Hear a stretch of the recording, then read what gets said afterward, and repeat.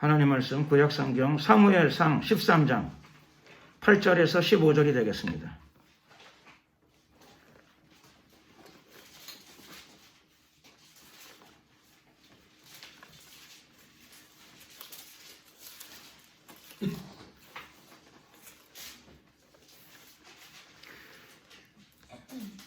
사무엘상 13장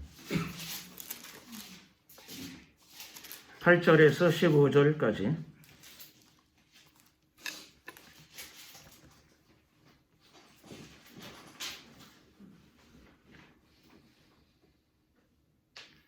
제가 그냥 봉독해 올리도록 하겠습니다.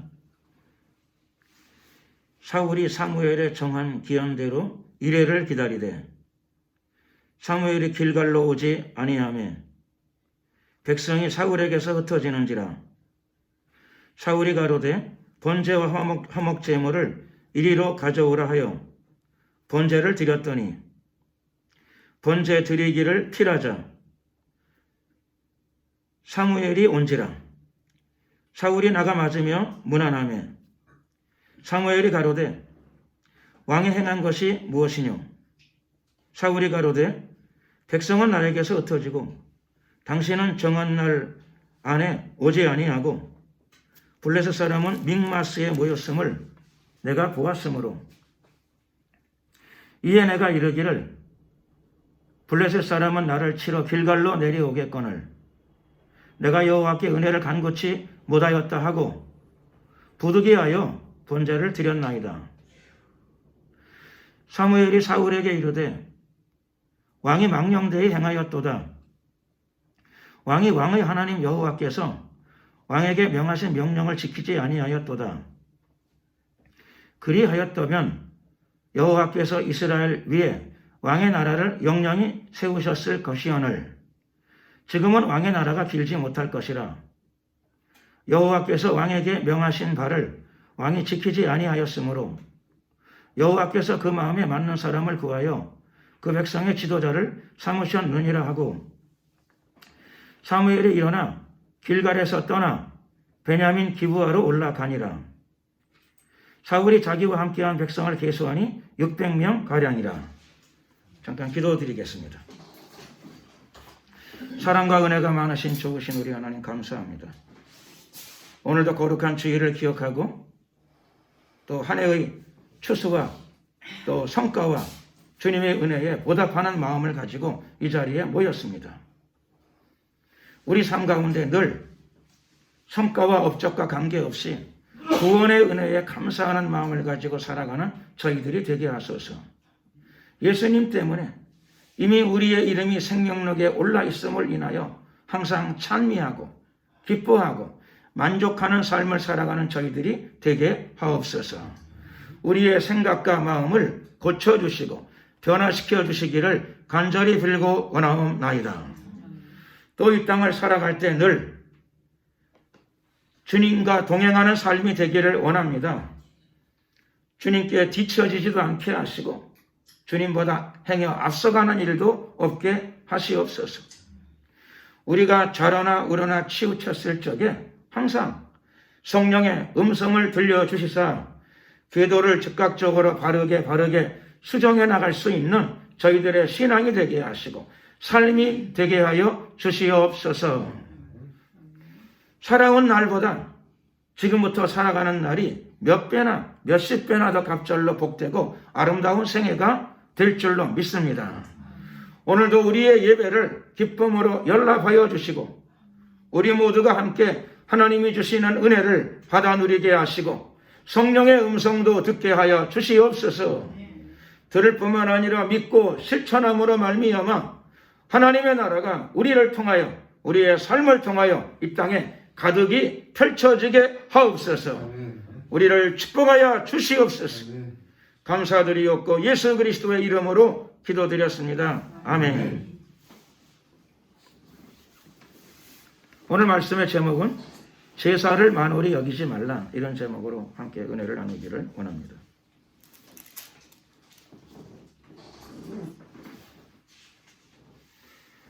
사울은 이스라엘의 초대 임금이었습니다.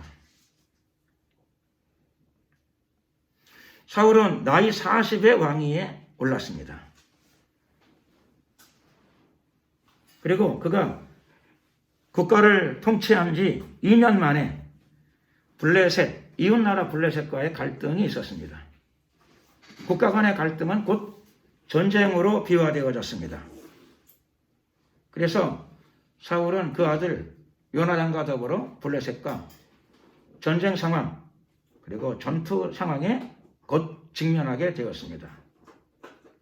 전쟁을 앞둔 양쪽 군대는 곧바로 전쟁 준비에 들어가는데 블레셋이 한 발 더 빨랐습니다. 그래서 블레셋이 군대를 동원하여 믹마스라고 하는 지역에 군대가 모여서 결집을 하고 진을 쳤습니다.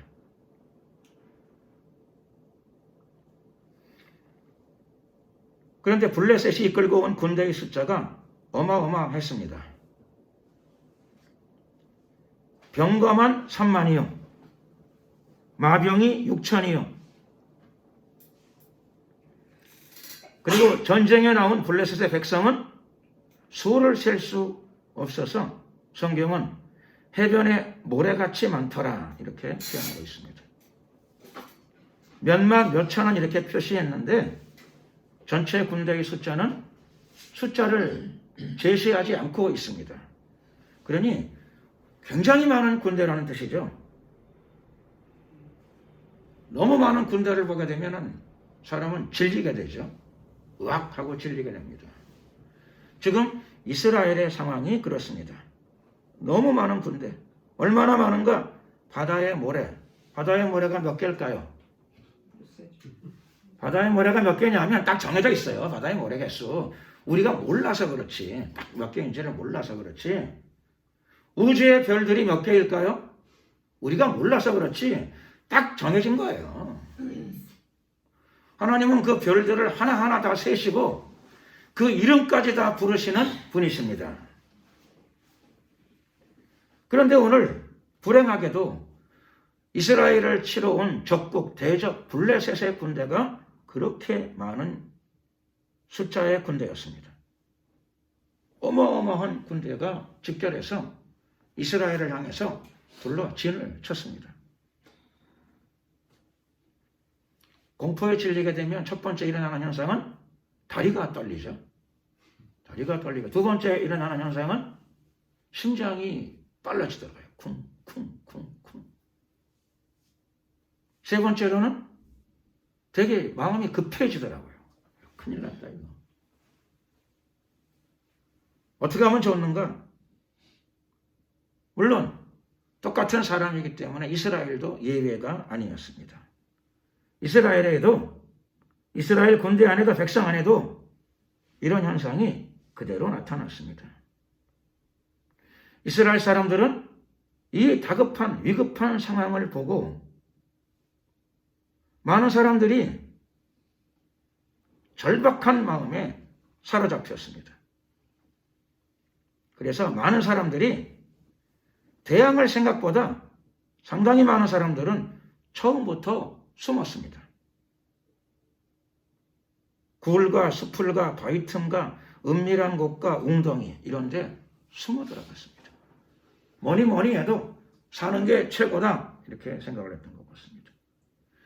그리고 자기가 알죠. 그렇죠? 다리는 떨리고 심장은 뛰고 마음은 급하고 이런 상태에서 뭐 칼을 잡고 창을 잡고 나가 싸운다. 다리가 떨리는데 뭐 창이 손에 잡히겠습니까?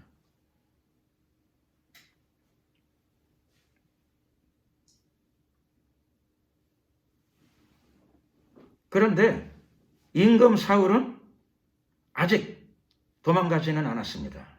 길갈에 있었습니다. 다 도망간 건 아니겠죠. 백성들이 일부 백성들은 남았습니다. 예수님이 십자가에 달릴 적에도 대부분 도망갔는데 사도들도 도망갔습니다. 성경에 보면 사도 중에 요한은 남았습니다. 요한이 남았습니다. 그리고 예수님의 어머니가 나이 드신 어머니가 남았습니다. 자기 아들이 못질을 당하는 순간에도 그 십자가 밑에서 남아 있었습니다. 아마 그 못자국 소리가 가슴에 와닿았을 거예요. 쾅, 쾅.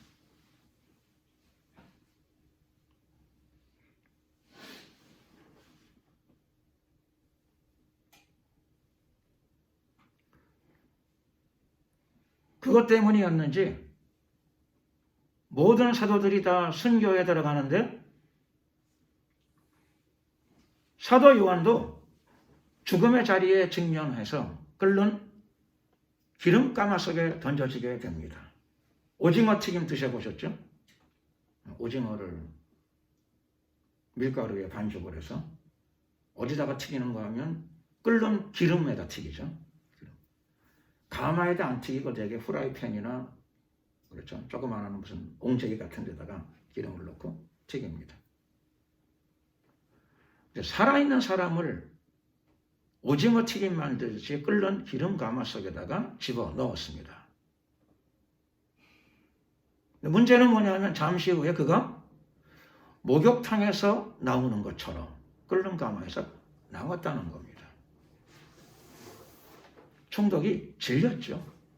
질렸습니다. 누가 떨리죠? 그쯤 되면 총독이 떨리죠. 군대가 떨리죠. 그래서 총독이 사도 요한을 반모섬으로 귀양 보냅니다. 죽이는 게 무서운 거죠. 소름이 끼치는 겁니다. 명령을 내리는 게 무서워요. 사도 바울만 순교를 안 당했는데 사실 사도 바울은 그날 순교를 당한 거예요.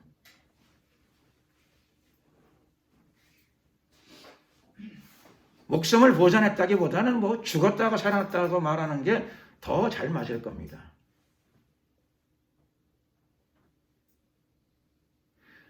옛날이나 지금이나 공포와 두려움 속에서도 남아있는 사람들이 있는데 당시에도 이스라엘 사람들 중에서 일부 사람들이 사울과 함께 남았습니다. 그나마 사울은 마음속에 믿는 게 하나 있었는데 그건 약속을 믿었습니다. 누구와의 약속이냐 하면 이 위급한 상황을 대처하기 위해서 사무엘과 약속을 했습니다. 약속의 내용은 적국이 쳐들어오기 전에 하나님께 제사드리고 하나님의 은혜를 구하게 하소서. 주께서 함께 하시면 1000만 대군이라도 10,000만 대군이라도 우리는 두려워하지 않고 승리할 줄로 믿습니다. 이렇게 약속을 했어요. 그런데 사무엘도 동의를 했어요. 그렇게 하겠다고 그러고.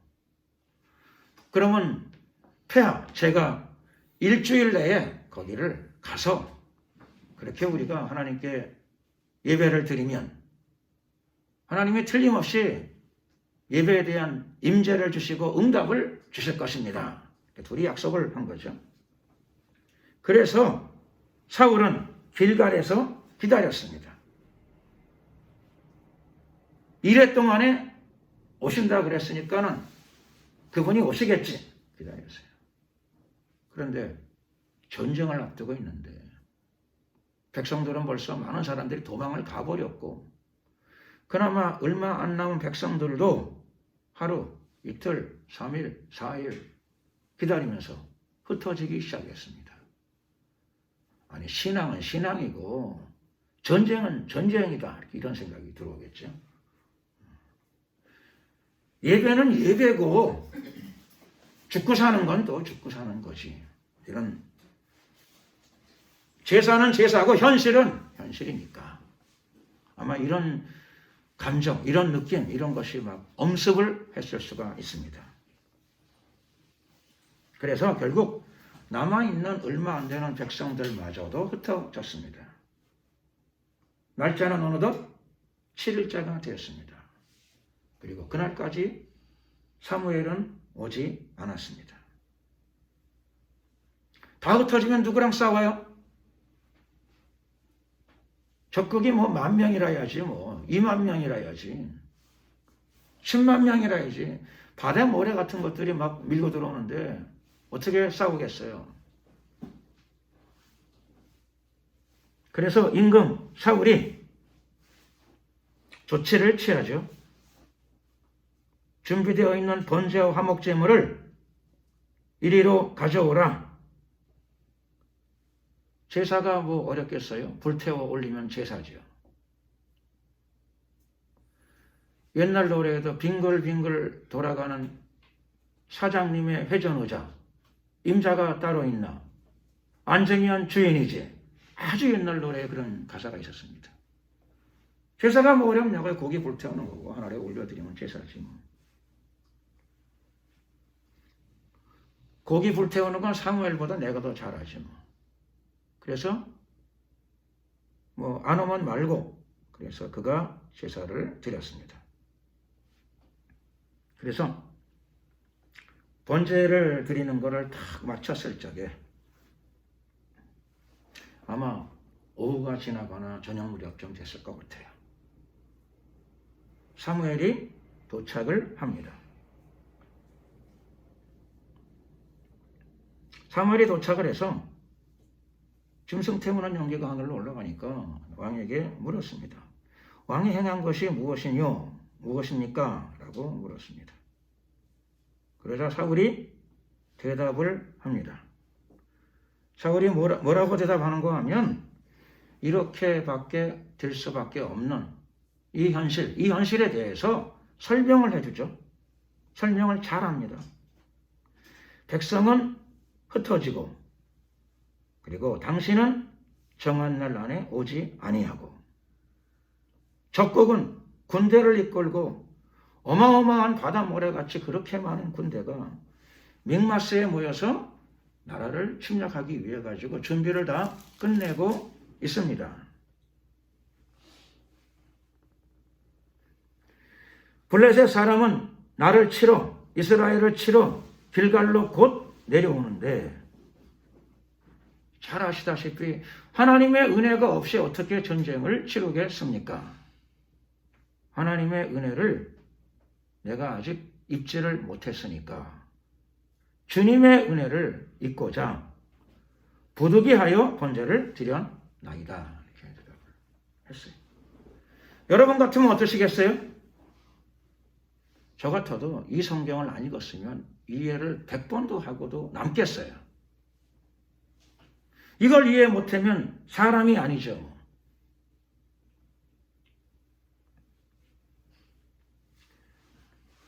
이 상황에서 사무엘이 사울에게 대답합니다.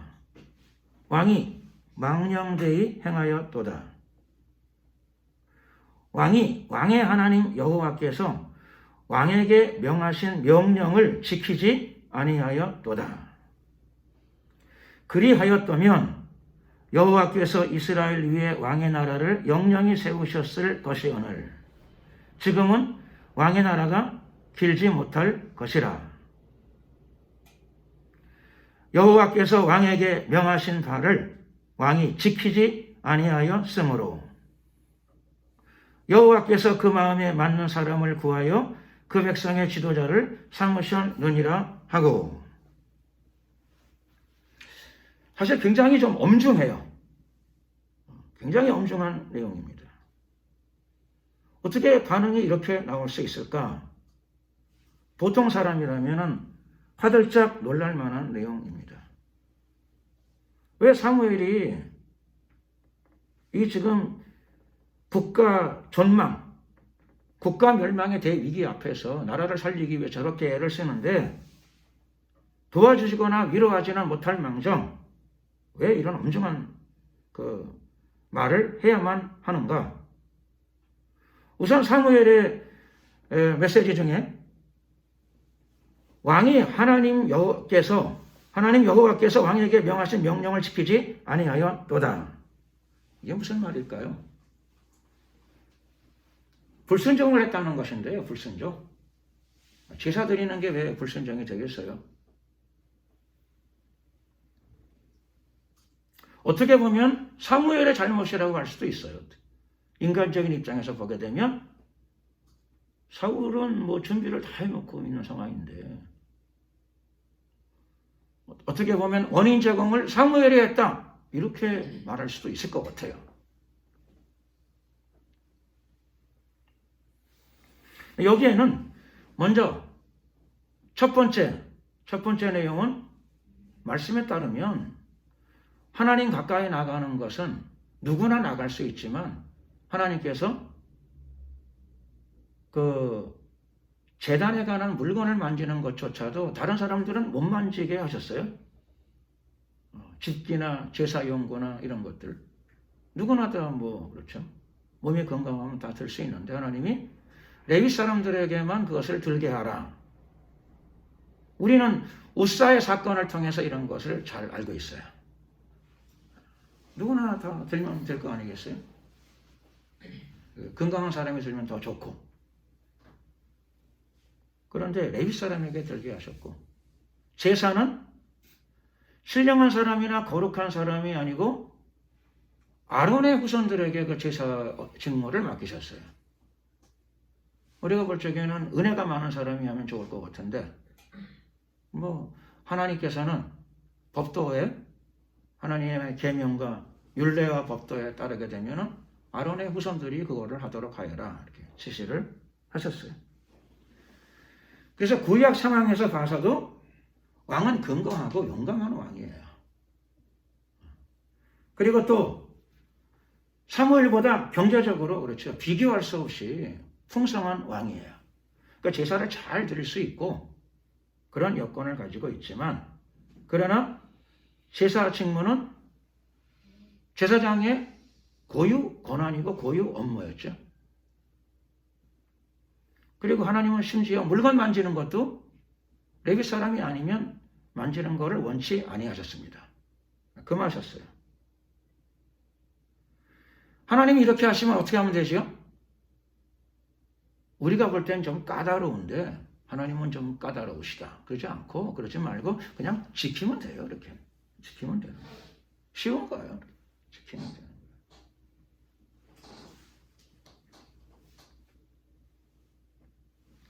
그래서 구약 상황 속에서 우리가 비추어 봐도 우선은 이 제사 업무에 대해서 사울이 알고 있었을 텐데도 불구하고 주위에 얼마나 많은 브레인들이 있었겠어요. 얘기를 아마 했을 거예요. 브레인들이 뭐 왕이 하는 거 그냥 그대로 뒀겠어요. 다 알려줬겠지. 왕이 성경 공부를 안 했다 하더라도 성경을 알고 있었겠지만 당연히 알고 있었죠. 그런 내용이야. 그러나 사울은 몰라서 그렇게 했습니다. 말하지 않고 사실 이유를 먼저 댔어요. 이유. 내가 그렇게 할 수밖에 없었던 이유를 몰라서가 아니라 이래서 그랬습니다. 라고 이유를 댔어요.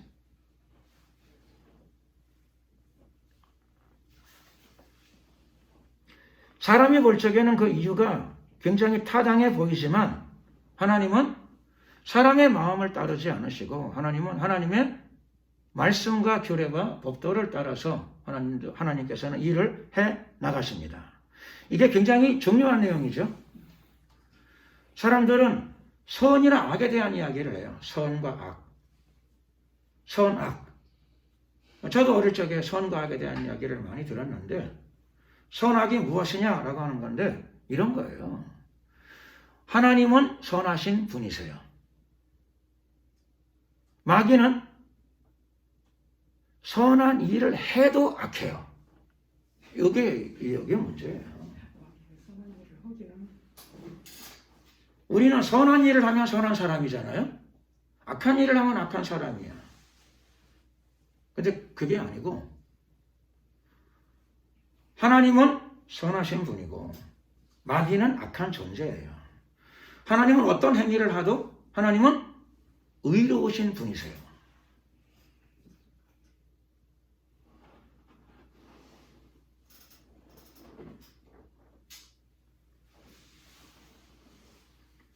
이렇게 믿는다는 게 참 어렵죠.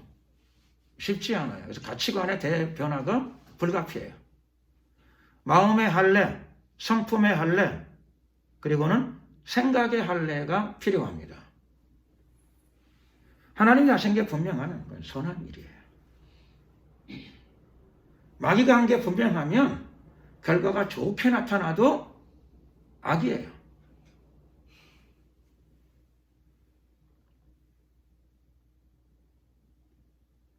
하나님은 전쟁을 허락하시는 경우도 있고요. 가나안의 6부족을 이스라엘 백성으로 하여금 전쟁을 통해서 완전히 진멸하게 하세요. 진멸한다는 게 뭐죠? 다 죽이란 뜻이에요. 나 같았었으면 웬만해서 나는 그런 권한도 없지만 나에게 누가 그런 권한을 주게 되면 저는 아마 그런 권한을 안 낼 것 같아. 웬만큼 악한 자들은 잡아서 죽이거나 체포하거나 하고 일반 백성들은 살려두지 뭐. 우리가 뭐 학살자야? 나는 아마 그랬을 가능성이 많아요.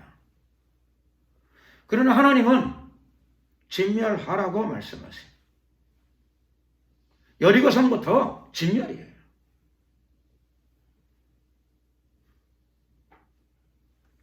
그 하나님이 어떤 분이죠?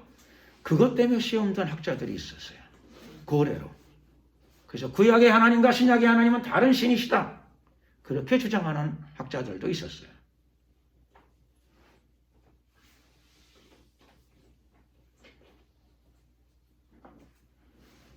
구약의 하나님과 신약의 하나님 다르실까요?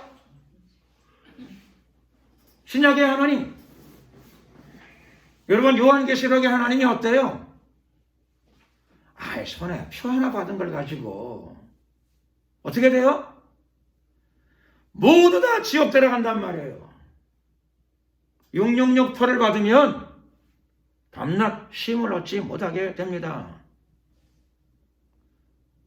회개하고 돌이키고 구원받을 수가 없어요.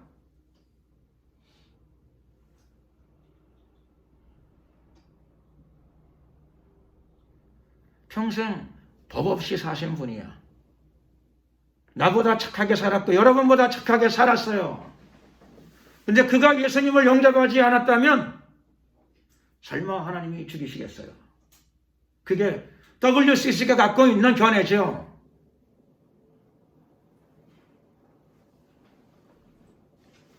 신학에서도 만인구원설이 나오게 된 배경 중에 하나입니다. 우리 생각이죠. 그게 우리 생각이에요. 나의 괜찮은 생각, 나의 근사한 생각 아니에요. 선과 악이 무엇인가? 선과 악이 무엇인가 하면 하나님은 선하신 분이고 하나님이 하시는 일이 선하신 일이에요. 무엇이 악이죠? 마귀가 한 게 좋은 일이든 내가 보기에 좋은 일이든 나쁜 일이든 마귀가 한 건 악한 일이에요.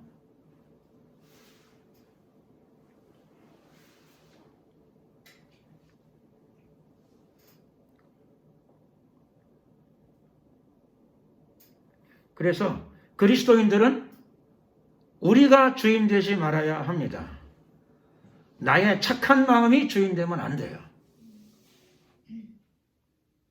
이미 우리에게는 주인이 결정되어져 있기 때문입니다. 내가 보기에 악해도 저는 어릴 적에 누가 나에게 이런 질문 안 했으면 하는 게 있었어요. 그게 뭐냐면 출애굽 10번째 재앙에 끝나자마자 홍해를 건너가는데 하나님이 바다를 가는 건 정말 멋진 일이에요.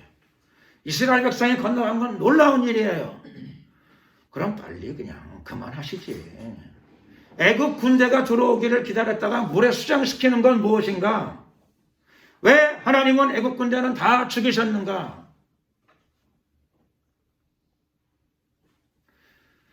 예수 믿으면 됐지. 교회 다니면 됐지.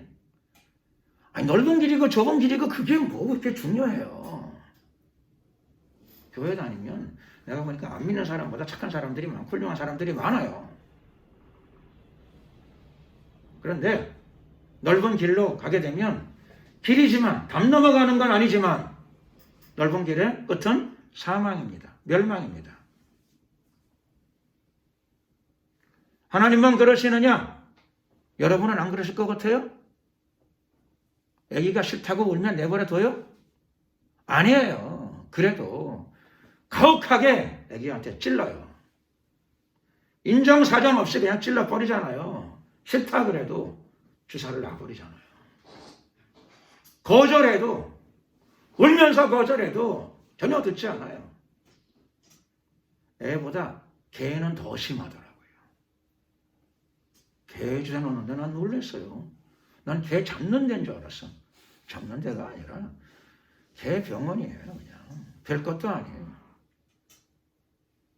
근데 개는 막 공포심이 오나 봐요. 이렇게 병원 들어가면 공포심. 사람도 어릴 때 공포심이 오긴 한데 개는 막 그 본능적으로 그걸 느끼는 건지 어마어마한 공포심.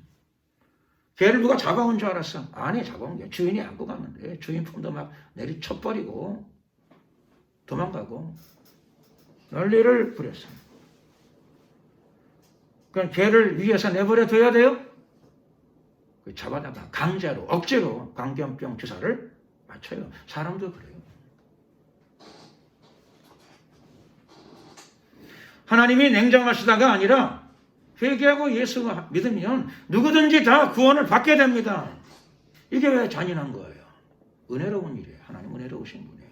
누구든지 주의 이름을 부르는 자는 구원을 얻으리라. 좁은 문이 생명의 길이라고 미리 가르쳐 주셨으니까 문 중에서 봤다가 좁은 길로 가면 되는 거예요. 영생의 길인데 뭐 돈 안 들고 가는 길인데요. 얼마나 좋아요.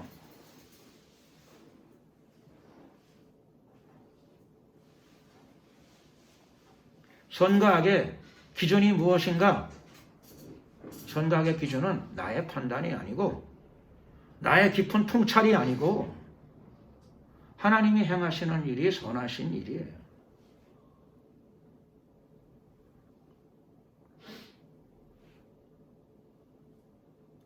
마귀가 하는 일은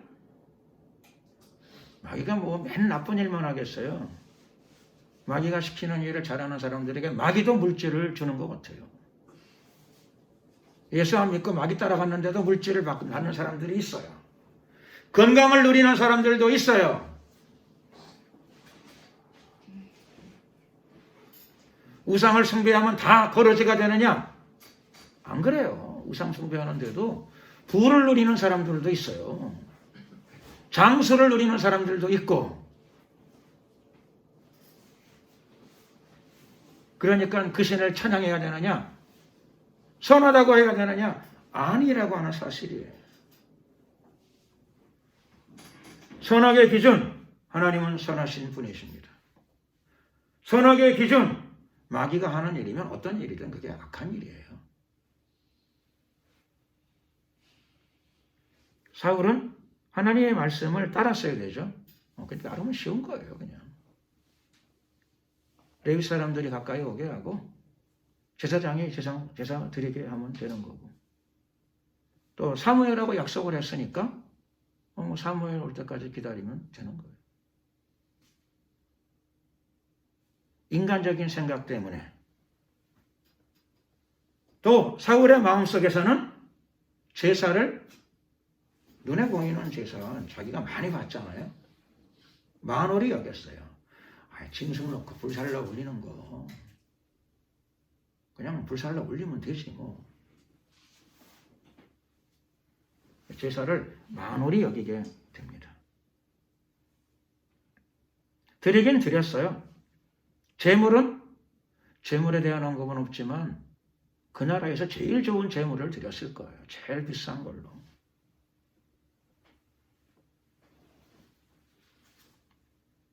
그런데 그 제사가 상달되는 제사가 되지는 못했어요. 그 제사는 하나님을 만월히 여기는 제사가 되었습니다. 그것을 사무엘이 알려줍니다. 왕이 망령되이 행하였도다. 왕의 하나님 여호와께서 왕에게 명하신 명령을 지키지 아니하였도다. 엄한 책망, 심판조의 엄한 책망이죠. 엄한 책망이 내려오게 됩니다. 하나님의 명령 중에 또 어떤 것이 있었을까요? 여호와께서 가라사대 이렇게는 아니지만은, 하나님의 이름으로 명한 명령까지는 아니지만, 사무엘은 사울과 약속을 했어요. 제사에 대한 약속을 했어요. 7일째 되는 날 그는 도착을 한 거예요. 뭐 일찍 오면 좋을 텐데 왜 일찍 안 왔을까? 모르겠어요. 그거 참 잘 모르겠어요. 왜 7일 안에 온다 해놓고 7일 되는 날 그것도 늦음하게 나타났을까? 그건 잘 모르겠어요.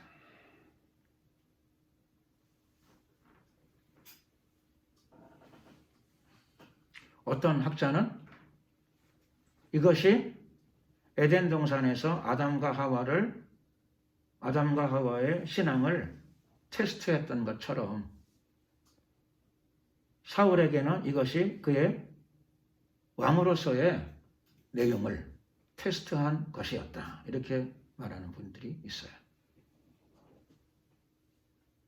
일리 있는 해석이라고 생각합니다. 이 부분에 대한 일리 있는 해석입니다. 누구나 다 사람들은 자기의 삶에서 테스트를 받죠. 테스트를 받습니다. 사회생활이 다 테스트예요. 시험이에요. 시험을 안 치면 좋은데 시험이 있어요. 우리가 잘 아는 바대로 믿음의 조상 아브라함도 테스트를 받게 되죠. 테스트를 받게 되는데 피하고 싶은 테스트죠. 아들을 각을 떠서 하나님께 제사로 바쳐라.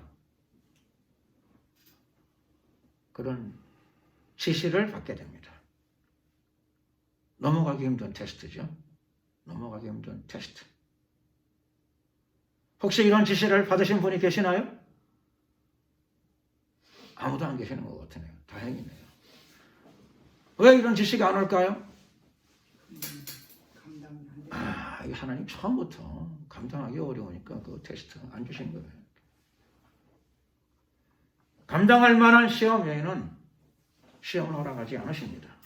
시험은 다 감당할 수 있는 거예요. 감당할 수 없을 적에는 피할 길도 열어주셔요. 그것이 하나님의 사랑입니다. 그러니까 시험이 우리에게, 나에게, 여러분에게 닥친 시험들은 다 감당할 수 있는 시험인 줄로 믿습니다. 다 감당할 수 있는 시험이에요. 그러니까 능히 감당을 잘 하셔야 돼요. 두 번째로는 감당할 수 없을 적에는 잠깐의 피난처도 열어주신다고 말씀하세요. 잠시 피할 길을 열어주세요. 하나님은 정말 피난처가 되세요. 고난당하는 자, 환난당하는 자에게 피난처. 하나님은 방패가 되시고 산성이 되시지만 그리고 힘들 적에는 잠깐 숨을 돌릴 수 있는 피난처도 역할도 하나님께서 해 주십니다. 그러므로 그리스도인들은 그 말씀을 믿어야 합니다. 이제껏 항상 그렇게 해 주셨어. 사울은 왜 피난처로 피난을 못 갔을까요? 시험이 왔을 적에 인간적인 막 용기 때문에 그랬을지도 몰라요. 가진 놈일까 뭐. 일천번제 드리면 뭐 기뻐하시겠지 뭐. 믿습니다. 이렇게 과도한 용기를 냈거나 아니면 조바심, 불안과 조바심 때문에 성급하게 행동했을 가능성도 있어요. 무엇이 맞느냐? 그게 중요한 게 아니라 사울이 시험을 통과하지 못했다는 게 중요해요. 하나님이 시험에 들게 하신 게 아니고 자기가 스스로 마구다지로 전진하다가 시험에 들었어요. 하나님은 그 순간에도 항상 말씀 그대로죠. 감당할 수 없는 시험을 허락하지 않으시고 피할 길도 열어주십니다. 앞으로는요, 변함없어요.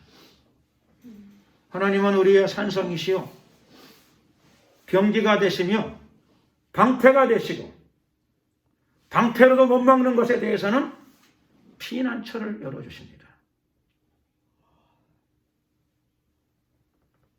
구약시대에도 그랬고 신약에도 변함없이 하나님은 우리의 산성이요 피난처이십니다.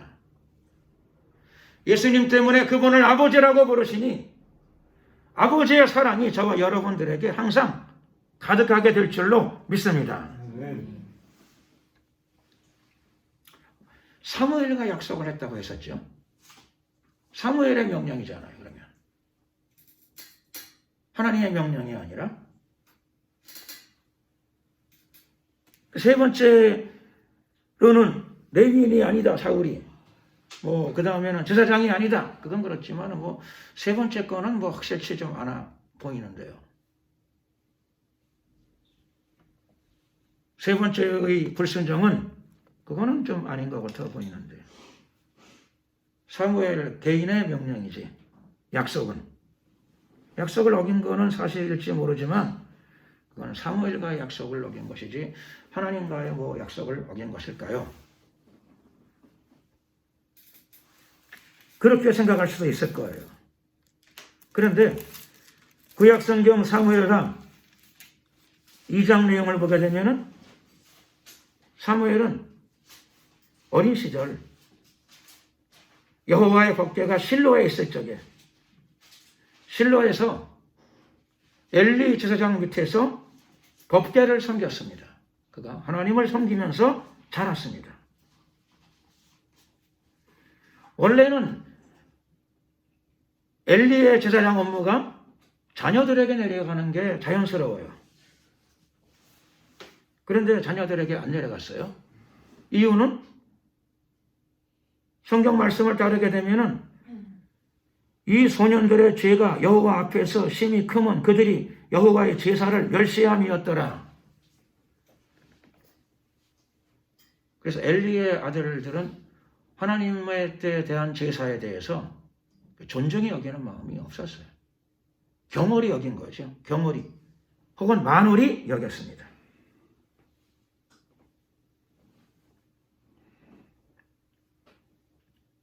제물을 먹기도 했는데 제물 먹는 건 당연한 일이잖아요. 근데 왜 문제가 되느냐?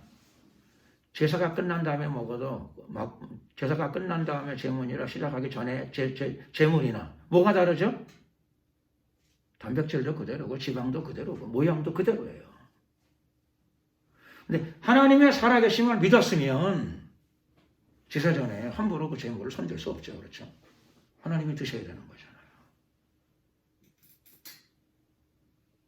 눈에 안 보이지만 하나님의 계심을 믿으면 그거 못 먹어요.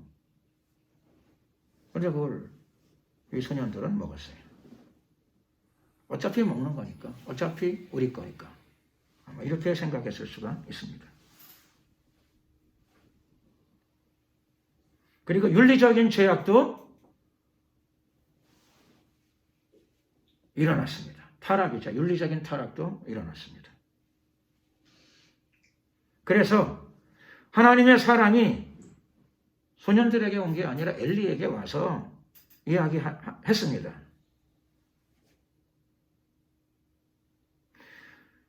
그때 하나님의 사람이 엘리에게 가서 말하기를 하나님의 말씀을 선포한 거죠.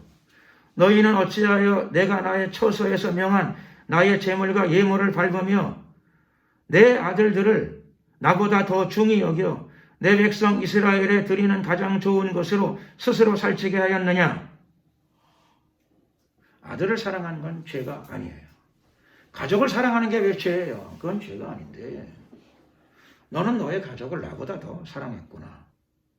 그런 문제가 되는 거죠. 문제가 돼요.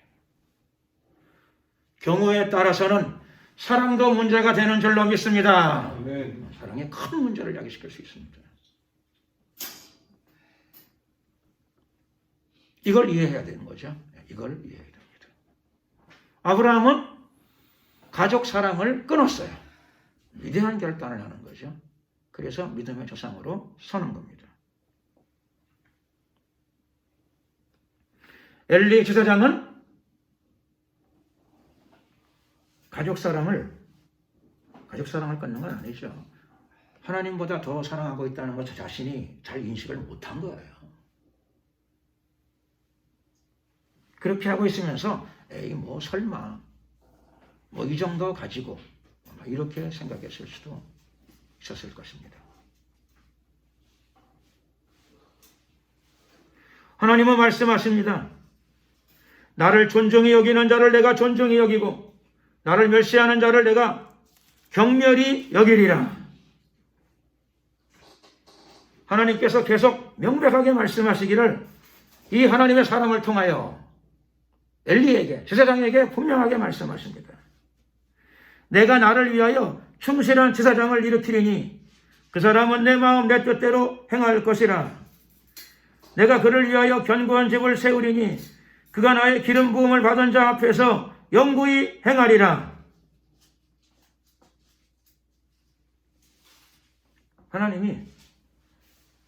하나님 자신을 위하여 충실한 제사장을 세우시겠다고 말씀하셨습니다. 충실한 제사장을 세우겠다. 엘리에게 그렇게 말씀하셨어요. 그 사람이 누구냐? 그 사람이 사무엘이었죠. 사무엘.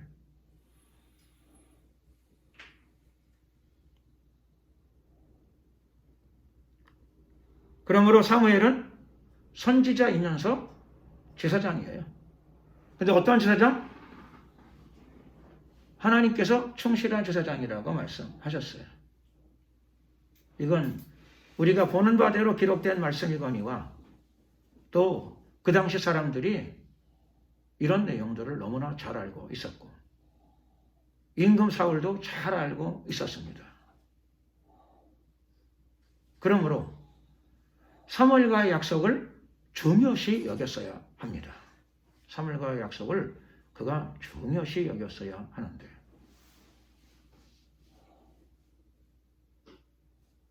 그러나 사울은 자신의 인간적인 생각과 판단, 자신의 가치관, 신앙적 가치관 이런 것을 따라 움직이다가 하나님의 말씀을 넘어가게 되었습니다. 사울만 그러느냐? 아니죠. 우리도 항상 이런 요소들이 있어요. 변함없이 우리에게도 사울적인 요소들이 있다는 거죠. 저에게도 마찬가지고 여러분에게도 있을 수가 있어요. 사울적인 요소들. 그러다 보게 되면 제사를 안 드리는 건 아니에요. 제사를 드리긴 드려요. 그러나 나도 모르게 힘들여 드린 제사가 하나님을 만울히 여길 수도 있습니다.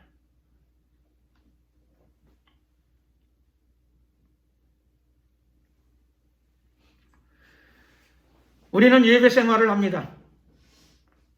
구약에도 예배는 정형화돼서 나타나죠. 형식적으로. 제사라고 하는 형태로 항상 예배를 드렸습니다. 예배를 어떻게 드려야 되느냐? 나의 신앙관에 따라서 드리는 게 아니고 하나님의 뜻에 맞게 드리는 예배. 이 예배 생활이 회복이 되어져야 됩니다. 이루어져야 됩니다.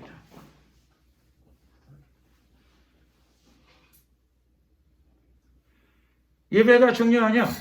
사실 예배보다 더 중요한 것은 하나님이 받아주시는 데 있습니다. 사울도 굉장한 예배를 드린 거예요. 굉장한 예배를 드렸지만 하나님은 하늘에서는 안 받아주셨어요.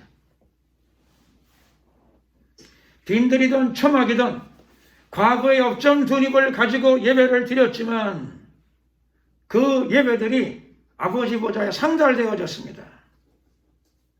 사울은 값진 제물로 예배를 드렸는데 수많은 백성을 동원하여 예배를 드렸는데 자기는 몰랐는데 알고 보니까 그 예배가 상달이 안 됐답니다. 지금.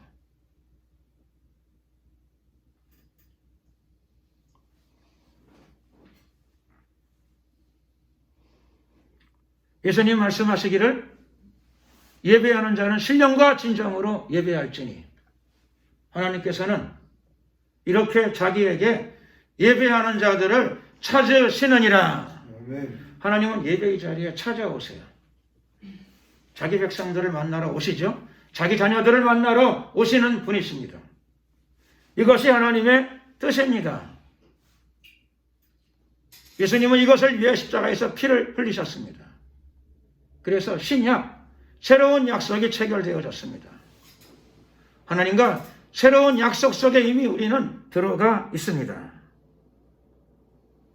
그리고 우리는 구원받은 그리스도인으로서 우리는 지금도 예배를 드리고 있습니다.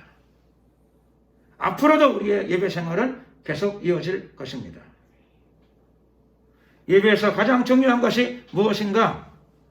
우리는 이 사울의 사건을 통해서 보듯이 예배자의 자세입니다.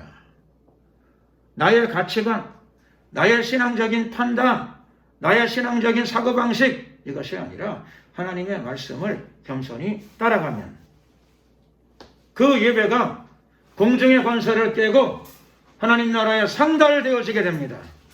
그리고 응답이 떨어지게 될 것입니다. 항상 성령으로 예배를 드리고 말씀에 따라 예배를 드리고 그리고 또 그 예배가 상달됨으로 말미암아 항상 남은 생애를 예배자의 삶을 살아가시는 저와 여러분들이 되시기를 예수 그리스도의 이름으로 축원합니다. 기도드리겠습니다. 주여 한번 부르고 기도드릴 적에 제사를 만홀히 드린 사울의 길을 걷지 않게 하시고 넓은 제사의 길을 가지 않게 하시고 항상 좁은 문을 통하여 천국을 침노해 들어가는 복된 저희들이 되게 하시고 순종의 삶을 살아가는 저희들이 되게 하여 주시옵소서. 주여 한번 부르고 이를 위해 기도드리겠습니다. 주여